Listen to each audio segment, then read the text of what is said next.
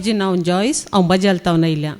हांवें हाचे पयलीं मस्त रेत्यो केल्यात, तातूंत म्हाका मस्त बरेंपण जालां. पूण एपटीचे रेतीर जिवा खातीर इन्नर हिलींग रेतीर बरी म्हाका इतली उपकारां पडली गी, देवान म्हाका इतली समजणी दिली गी.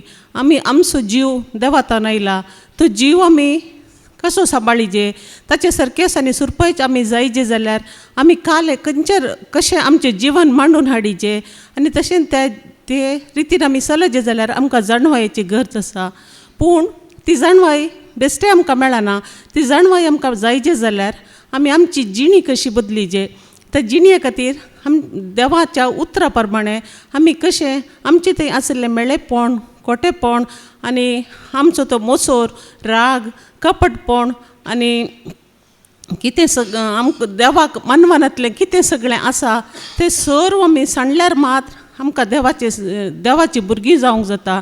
देवाची भुरगीं जाल्यार मात आमी ताचे सारके सुरूपयाची जावन आमी ताच्या सर्गींच्या दायजान वांटेली जावंक जाता.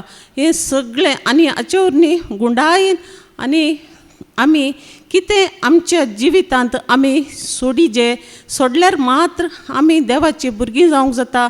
तशेंच ताका मानवंक जाता आनी तशेंच पवित्रत्म्याचो सांगात आमकां मेळजे जाल्यार आमी कशें आमची जिणी चड आनी चड बरीकन जियोन म्हळ्यार ताच्या उतरांक सहज जाल्ले बरी जियोन पेल्याक तशेंच देवाक मानवचे बरी जियेजे. त्या प्रमाणे जियेल्यार मात आमचो जीव आमी देव बापान दिल्लो जीव आमी सांबाळ आमचे अखेरीच्या वेळार आमी आमच्या बापा लागीं सर्गींच्या राजाक वचून आमकां जिवी जडूंक जाता. हे सगळे ह्या इनर रेतीरेन ही जीव सांबाळजेशान म्हाका मस्त बरीकन जाणवाय मेळ्ळी.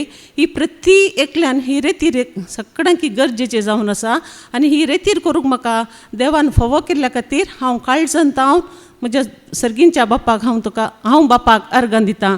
अर्गां तुका बापा, अर्गां तुका जेजू क्रिस्ता, अर्गां तुका पवित्र आत्म्या, अर्गां तुका त्रिएका देवा.